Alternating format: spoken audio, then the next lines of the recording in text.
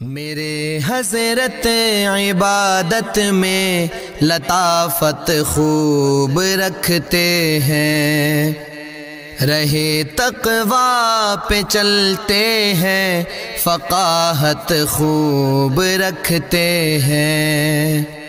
وہ بحر معرفت کے بحر الفت کے شناور ہیں۔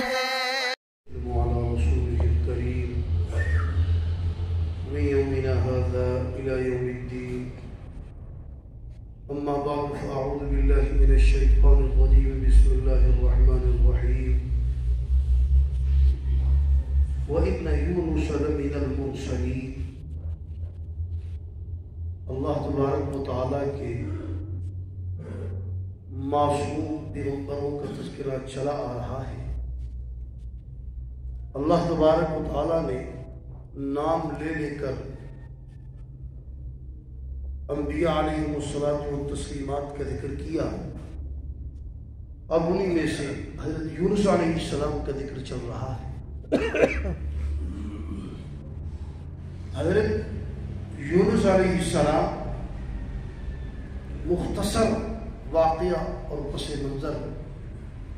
حضرت یونس علیہ السلام کو اللہ تبارک و تعالیٰ نے عراق کے شہر موصل، وہاں پر ایک شہر تھا نینوار کی، اس کا یہی نام، وہاں پر ان کو مبعوث فرمایا، اور حضرت یونس علیہ السلام نے قوم کو سمجھایا، قوم نہ مانی، ضد اور ہٹ درمی پر اتر گئی۔ اللہ تبارک و تعالیٰ نے وحی نازل فرمائی کہ آپ ان سے کہہ دیں اگر بات نہیں مانو گے تو اللہ کا عذاب آئے گا، بس اتنی بات تھی۔ جب یہ وحی مجمع میں سنائی، ایک بندہ کھڑا ہوا، سوال کیا کہ عذاب کب آئے؟ فرمایا 3 دن۔ مفسرین نے 40 دن کی روایت بھی کہ کہا 40 دن میں ہے۔ پھر ذہن میں یہ بات آئی کہ اللہ تبارک و تعالیٰ نے تو تعین نہیں کی تھی، تو تعین میں نے اپنی طرف سے کر دی۔ یہ تھی اجتہادی خطا، یہ اجتہاد تھا ان کا۔ اب دوسری طرف سے یہ بات بھی ذہن میں آ گئی کہ جب میں نے کہا عذاب آئے گا، اللہ نے بھی کہا عذاب آئے گا، تو اب اس شہر سے، اس بستی سے مجھے نکل جانا چاہیے۔ چنانچہ وہاں سے نکلے۔ مفسرین نے ایک بات یہ بھی لکھی ہے کہ حضرت یونس علیہ السلام نے کہا میں نے اپنی طرف سے تعین کی، اللہ تعالیٰ کا عذاب نہ آیا تو یہ کہیں کہ دیکھو تم اللہ کے نبی ہو۔ چنانچہ اپنی اہلیہ کو لے کر، 2 بیٹے تھے، ان کو لے کر نکل پڑے۔ راستے میں ایک قافلہ دیکھا، وہ قافلہ قریب آیا اور بیوی چھین کر لے گیا۔ بڑے پریشان ہوئے، اکیلے تھے اور 2 بیٹے تھے، ان کو لے کر چلے۔ آگے ایک نالا آیا، اس میں اس کو عبور کرنا چاہا۔ ایک بیٹے کو جس کی عمر 11 سال تھی، اس کو بٹھایا کنارے پر، اور دوسرے کو اٹھایا کہ اس کو پہلے پار کرو پھر دوسرے کو لے کے جاؤ، کوئی تیرنا تو آتا نہیں ہے۔ تو جب درمیان میں پہنچے، چیخ کی آواز آئی، مڑ کر دیکھا تو بھیڑیا اس کو لے گیا اٹھا۔ اب اس کی وجہ سے جسم کانپا، تو جو اٹھایا ہوا تھا بچہ وہ بھی نہر میں گر گیا۔ دونوں بچے چلے گئے، بڑے غمزدہ غمگین چلے، اور آگے دریا آیا۔ عام مفسرین لکھتے ہیں کہ دریائے دجلہ تھا، علامہ آلوسی رحمہ اللہ فرماتے ہیں یہ دریائے فرات ہے۔ بہرحال دونوں مشہور روایت تھے۔ وہاں پر پہنچے تو کشتیاں تیار تھی، بیٹھے اس کے اندر۔ کشتی تھوڑی سی چلی، ڈاواڈول ہونے لگی۔ ملاحوں نے کہا ہمارا تجربہ یہ ہے کہ کوئی آدمی جب اپنے آقا کو کوئی غلام چھوڑ کر اس کی نافرمانی کر کے آئے تو کشتی ایسی ہوتی۔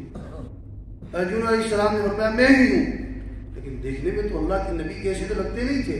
بہرحال قرعہ ڈالا گیا، ان کا نام آیا اور ان کو اٹھا کر پھینک دیا۔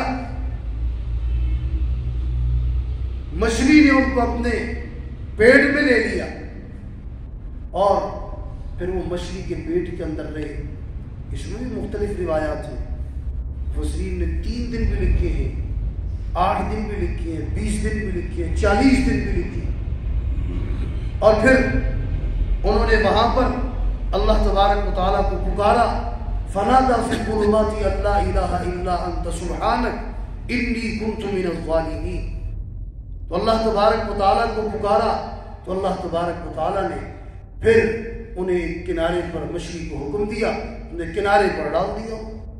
جب کنارے پر ڈالا تو دریا کے عام طور پر آپ بھی سمجھتے ہیں کہ دریا کا جو کنارہ ہے اس پر کوئی سایہ نہیں ہوتا، کوئی دیوار، کوئی درخت، کچھ بھی نہیں ہوتا۔ تو اللہ تبارک و تعالیٰ نے وہاں کدو کا درخت لگایا۔ عام طور پر کدو کی بیل ہوتی ہے، لیکن قرآن کہتا ہے شجرۃ من یقطین، درخت لگایا۔ خلاف عادت اللہ تبارک و تعالیٰ جو چاہے کر سکتے، اس کے بڑے بڑے پتے تھے، انہوں نے ان پر سایہ کیا۔ اور روایات میں آتا ہے کہ ایک ہرنی تھی، اس کا بچہ گم ہوا تھا، وہ ڈھونڈ رہی تھی، جب اس نے پتے دیکھے وہ وہاں پر آئی اور 3 دن تک آ کر حضرت یونس علیہ السلام کو دودھ پلاتی رہی۔ جب ٹھیک ہوئے، اٹھے، چلے تو دیکھا ایک مسافروں کا قافلہ جا رہا، ان کے پاس ان کا بچہ ہے۔ انہوں نے کہا یہ تو ہم نے جو ہے بیڑیے سے چھینا ہے۔ بڑے خوش ہوئے، لیا اور کہا میرا ایک بیٹا اور بھی تھا، کہا وہ فلاں گاؤں کے اندر ہے، فلاں قبیلے کے پاس، انہوں نے اس کو دریا سے لیا ہے، فرمایا وہ بھی میرا ہے۔ دوسرا بیٹا بھی مل گیا۔ دونوں بیٹوں کو لے کر جب چلے تو دیکھا ایک قافلہ، وہی قافلہ جس نے بیوی چھینی تھی وہ آ گیا۔ یہ اللہ کے فرشتے تھے، وہ بھی ان کے حوالے کر دیا۔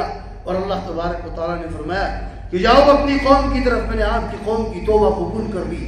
جب یہ نکلے یونس علیہ السلام، عذاب کے آثار نظر آئے تو قوم یونس، ان کے بوڑھے بڑے چھوٹے بڑے بیمار سب نکلے، اللہ کے دربار میں توبہ کی، یا اللہ ہمارے نبی کو بھیج دے۔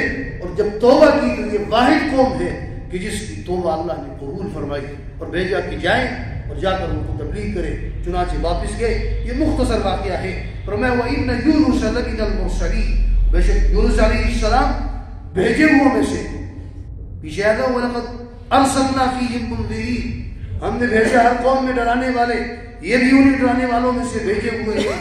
اِذْ أَبَقَ إِلَى الْفُلْكِ الْمَشْحُونِ، جب وہ دوڑے بھری ہوئی کشتی کی طرف، فَسَاهَمَ، قرآ ڈالا گیا، فَكَانَ مِنَ الْمُدْحَضِينَ، بس وہی تھے مغرور ہونے والوں میں سے۔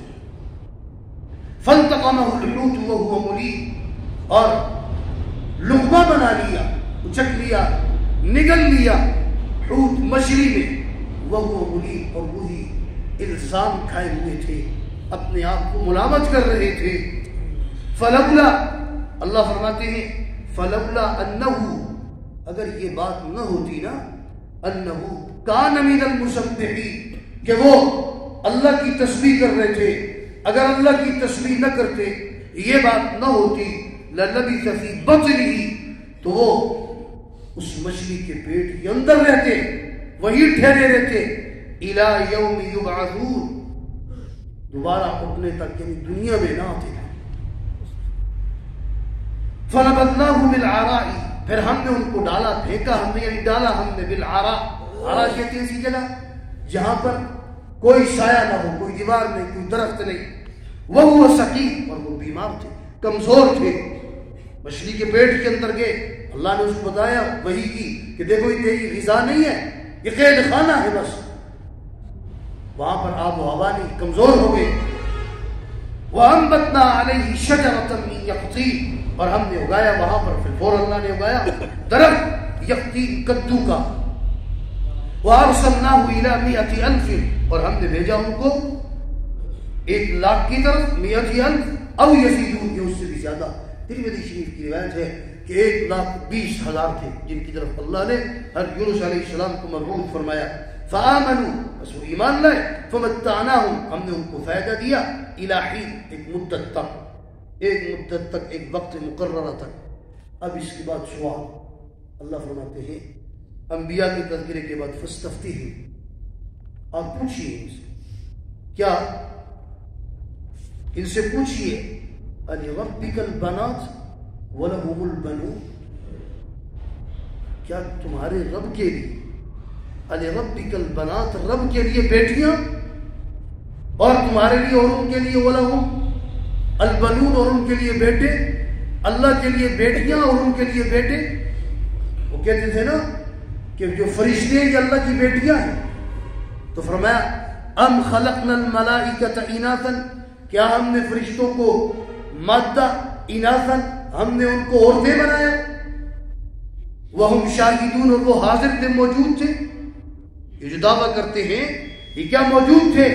الا خبردار، انہم من افکہم، یہ اس وجہ سے، یہ جو جھوٹ ہے نا، اس جھوٹ کی وجہ سے یہ بات کہہ رہے ہیں لیقولون ولد اللہ، کہ اللہ کی اولاد ہے. وانہم لکاذبون، اور یہ البتہ جھوٹے ہیں. کاذبین، جھوٹے ہیں. اصطفى البنات، یہ بھی اس میں بھی سوال ہے. اصل میں تھا اصطفى البنات، حمزہ وصلی گرامر کے اعتبار سے گر گیا اور حمزہ استفہامیہ باقی ہے. اصطفى البنات، کیا اللہ نے چنا اپنے لیے کیا بیٹیوں کو؟ علی البنین، بیٹوں پر. اگر بالفرض اللہ کے لیے اولاد ہوتی، بالفرض ہے نہیں، تو پھر اللہ بیٹیاں چنتا اپنے لیے. تو تم بیٹے پسند کرتے ہو، اللہ کے لیے بیٹیاں. ما لکم کیف تحکمون، تمہیں کیا ہو گیا، کیسے تم یہ فیصلہ کرتے ہو؟ افلا تذکرون، کیا تم نصیحت نہیں حاصل کرتے؟ اب لکم سلطان مبین، کیا ہے تمہارے پاس کوئی کھلی دلیل اس پر کہ فرشتے اللہ کی بیٹیاں؟ فرشتے نور ہیں. حدیث پاک میں اللہ نے فرمایا خلقت، اللہ نے پیدا کیا ان کو من نور، نور سے. لیکن یہ جو نور ہے یہ نور بھی مخلوق ہے. اللہ تبارک و تعالی بھی نور ہے. اللہ نور السماوات والارض، لیکن اللہ کا نور سے کوئی چیز پیدا نہیں ہوئی. جس کا یہ عقیدہ ہو وہ کافر ہے. کافر فقہا بہت محتاط طبقہ ہے کفر میں، وہ بھی فرماتے ہیں کہ جو ایسا عقیدہ رکھے وہ کافر ہے. نہ نمازیں کام، نہ روزہ، نہ حج، کوئی چیز کام نہیں ہے. پھر ایک اور چکر ہے، اللہ تبارک و تعالیٰ ذرا تصور کرو، اللہ کی ذات اس کے تم نے ٹکڑے کر دی. اللہ کی نور سے کوئی پیدا ہوا، پھر وہ خدا ہوگا نا، پھر نور جدا ہو گیا. اب جتنا اس میں غور کرو عجیب عجیب باتیں نکلتی ہیں اس میں. اللہ تبارک و تعالیٰ کہ نور سے کوئی چیز نہیں. اللہ خود، اللہ تبارک و تعالیٰ اس کے نور سے کچھ نہیں پیدا ہوا. جو یہ عقیدہ رکھے وہ مسلمان ہے. ہاں فرشتے نور ہیں، لیکن یہ نور مخلوق ہے. جیسے آگ یہ بھی مخلوق ہے، مٹی یہ مخلوق ہے، نور بھی مخلوق ہے. تو فرمایا ام لکم سلطان مبین، کیا تمہارے پاس کوئی کھلی دلیل ہے؟ اگر ہے تو لاؤ. فاتوا بکتابکم، لاؤ وہ کتاب، کھولو وہ صفحہ، دکھاؤ کہاں پر ہے. ان کنتم صادقین، اگر تم سچے. لاؤ وہ کتاب، دکھاؤ کوئی دلیل. دلیل نہیں. اس لیے اللہ تبارک و تعالیٰ نے جب مشرکین کی مثال دی نا، تو کیا عنکبوت سے، مکڑی سے، ان کے پاس بھی دلیلیں اپنے پیٹ کی ہوتی ہیں. جیسے وہ اپنا گھر بناتی ہے نا تو اپنے پیٹ سے، تو ان کے پاس بھی دلیلیں پیٹ کی ہوتی ہے. ان کے پاس بھی دلیل اصل کی اور دلیل ہوتی ہے، قرآن و سنت سے وہ ان کے پاس نہیں. تو فرمایا اگر سچی ہو تو لاؤ دلیل. اللہ تبارک و تعالیٰ ہمیں قرآن و سنت کی تعلیمات سمجھ کر اس پر ہم سب کو عمل کرنے کی توفیق عطا فرمائے. وآخر دعوانا الحمد للہ رب العالمین.